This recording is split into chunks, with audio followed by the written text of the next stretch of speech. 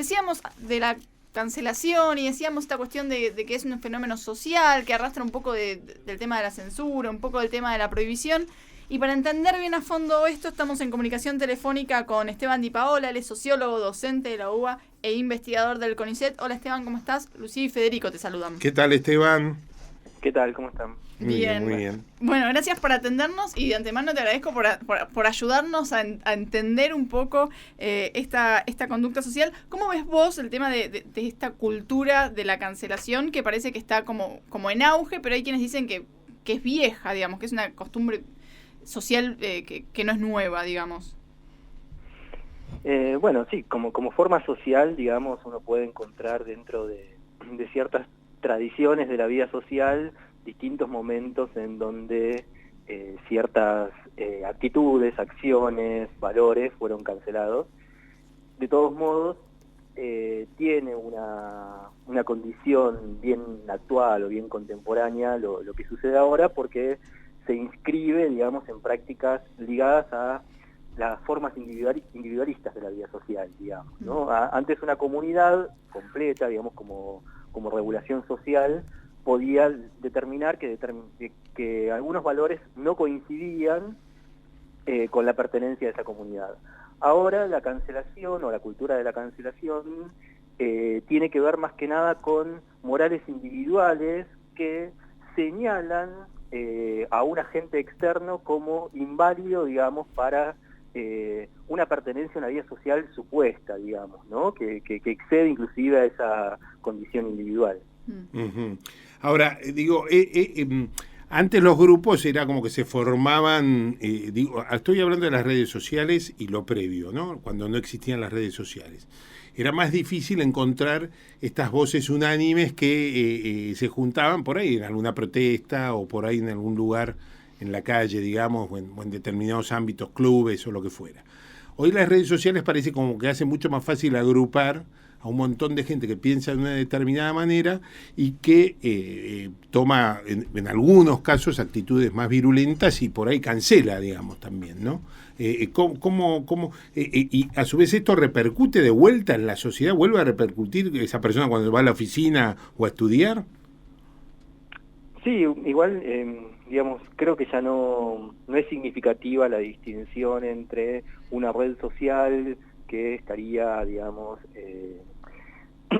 ubicada en una condición más virtual, si se quiere, digital, y lo que sería la sociedad propiamente dicha, las prácticas sociales cotidianas que habitamos, digamos. Creo que ya esa distinción no es válida en el sentido de que es muy dificultoso hoy marcar cuál sería el límite entre la participación en la red social y la participación en la vida cotidiana, ¿no? Hoy prácticamente uno con un compañero de oficina se puede estar mandando de un escritorio al otro un WhatsApp. Sí.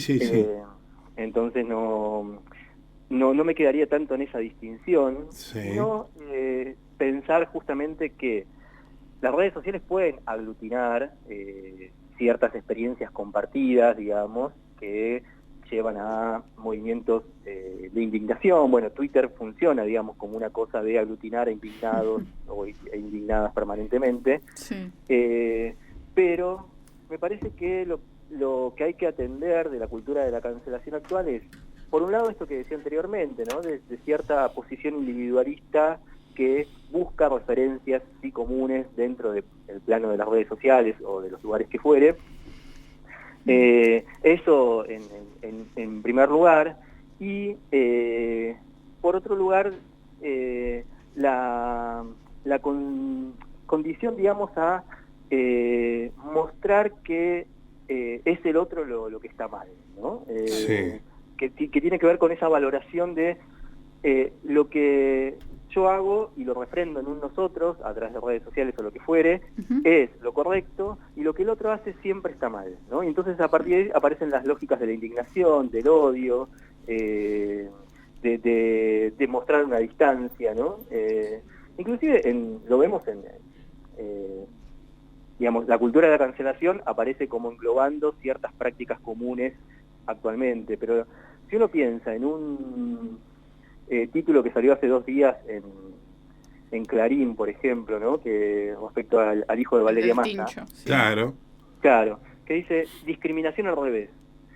Ese discriminación al revés es autoinculpatorio. Claro. Como, bueno, antes discriminábamos nosotros, ahora lo hacen ellos. Sí. Y por la misma condición de clase. Uh-huh. Sí. Entonces, me parece que ahí es donde hay que ubicar lo que está sucediendo, ¿no? Sí, te hago esta pregunta ahora a raíz de esto que decís. ¿Viste? Está el caso de la nadadora Delfina Piñatelo, ¿no? Digo, y digo esto porque se ha dado también en el tenis y se ha dado en varios deportistas más bien jóvenes, digamos, que están en sus inicios, donde las mismas redes sociales son muy condenatorias con resultados deportivos, digamos, ¿no? Y hay estos deportistas, algunos no pueden resistir esto. Antes esto ocurría en la cancha, por decirlo de alguna manera, y podía haber un abucheo o algo que ocurriera. Pero hoy son las mismas redes que van generando como una inseguridad, una serie de casos de deportistas que no pueden superar esto y de alguna manera se autocancelan, por decirlo de alguna manera. Esto es una conducta nueva, esto ya ocurría de otra manera. ¿Cómo lo ves esto? Yo creo que son formas que tienen cierta tradición histórica, digamos, formas inclusive de negar al otro, de censurar también, pero sobre todo de negar la pertenencia del otro, que como dije antes tienen cierta tradición. Ahora tiene esta particularidad que los ámbitos de conexión, sean redes sociales o lo que fuere, que son mucho más, si se quiere, amplios, diversificados, etcétera, promueven estas formas de autocensura, digamos. Inclusive pasa en el deporte, pero también pasa en las actividades académicas o literarias, donde ciertos autores, pensadores, etcétera, se limitan en lo que pueden decir, justamente porque pueden ser cancelados o puede armarse un día de Twitter donde alguien que no tiene ninguna presencia en eso termina siendo trending topic por algo que dijo. Sí. Claro. Aunque después eso también, porque es otra condición de la cultura de la cancelación o de esto que está sucediendo, eso después es absolutamente pasajero. A los 2 días nadie sabe quién es esa persona otra vez. Sí. Pero sí hay este movimiento de autocensura,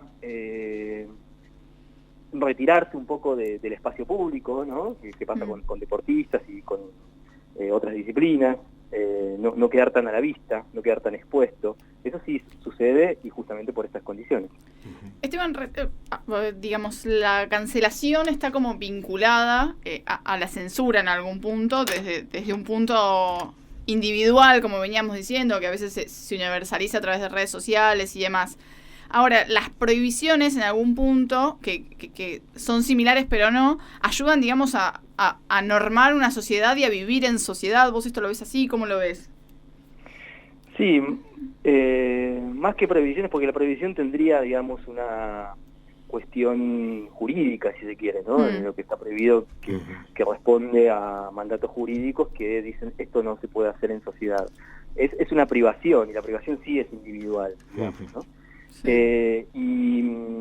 Sí, eso, digamos, algo que sucede, digamos, en las sociedades contemporáneas, digamos, desde un tiempo a esta parte, a diferencia de lo que fueron las sociedades más tradicionales, es que los modos de normativización son más flexibles porque están justamente individualizados. Es decir, cada persona cree que tiene las condiciones para definir cuáles son las prácticas válidas y los valores culturales más adecuados para interceder en un grupo, participar en un grupo. Y esa moral individual que se conforma, digamos, termina siendo privativa, no solamente para otros, sino para el propio sujeto, claro. Digamos, Sí. Porque el propio sujeto se priva también de otras cuestiones justamente por considerar qué es lo bueno y lo malo previamente, ¿no? Uh-huh. Y en el mismo orden, ¿no? Digamos, hoy hablamos en un bloque anterior, digamos que antes la censura era más que nada promovida desde el poder visible, por decirlo de alguna manera. Había poderes, bueno, nosotros lo hemos vivido con las dictaduras y demás, este tipo de prohibiciones muy claras y muy irracionales también. Pero lo que ahora va, lo que por lo menos lo que uno va detectando es que se va formando hoy una cadena mucho más amplia, lo que vos decías en un momento, y que ya el poder es menos visible, pero sin embargo hay como poderes ocultos ahí. Sí, por supuesto, digamos, insisto con la distinción, ¿no?, entre un modelo tradicional de vida social y el actual. Uh-huh. En otras épocas que pueden ser, sí, por supuesto, los años 70, antes también, por supuesto, la prohibición tenía que ver, o la censura, tenía que ver con el ejercicio de las instituciones, el ejercicio del Estado y una fuerza del Estado para imponer. Hoy, ese poder que antes estaba centralizado en instituciones específicas, ahora no, el poder, digámoslo así, no tiene necesidad de institucionalizarse para ejercerse. Por eso la distinción que hacía anteriormente entre prohibición y privación. Ahora la privación la ejerce el propio ciudadano. La vigilancia y el control la ejerce el propio ciudadano sin la interdicción del poder previa. Entonces el poder como puede relajar inclusive y hasta mostrar la idea de que el individuo es más libre actualmente, porque puede relajar sus formas de constricción porque el individuo se priva a sí mismo, digamos, ¿no? Claro. Sí, pero yo entiendo esto, y la verdad que comparto bastante de lo que decís, pero también me cuestiono la parte de las empresas, ¿no?, que manejan esto, porque en definitiva también manejan contenidos y direccionan. Es decir, vos tenés hoy ese poder, puede estar en, Facebook o el metaverso, por decirlo de alguna manera, o lo puede tener Elon Musk cuando compra Twitter. Digamos, me parece que hay un poder también ahí que va generando cosas.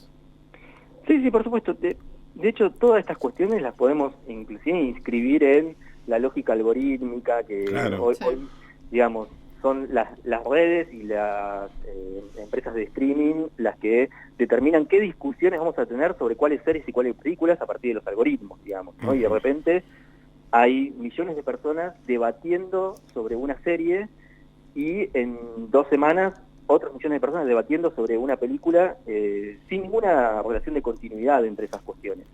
Eso por supuesto. Ahora, lo que habría que pensar, porque si no quedamos en la tesis de la manipulación, ¿no? Nos están manipulando, antes era a partir de determinados elementos o componentes y ahora es a partir de estas facultades algorítmicas. Y no es, porque la tesis de la manipulación nos lleva, digamos, creo yo, a una idea de poder todavía centralizada. Y me parece que la maquinaria del poder presente, digamos, actual, es que puede descentralizarse inclusive de las condiciones de regulación. Muchas gracias. Realmente me dejaste pensando, honestamente me has dejado pensando.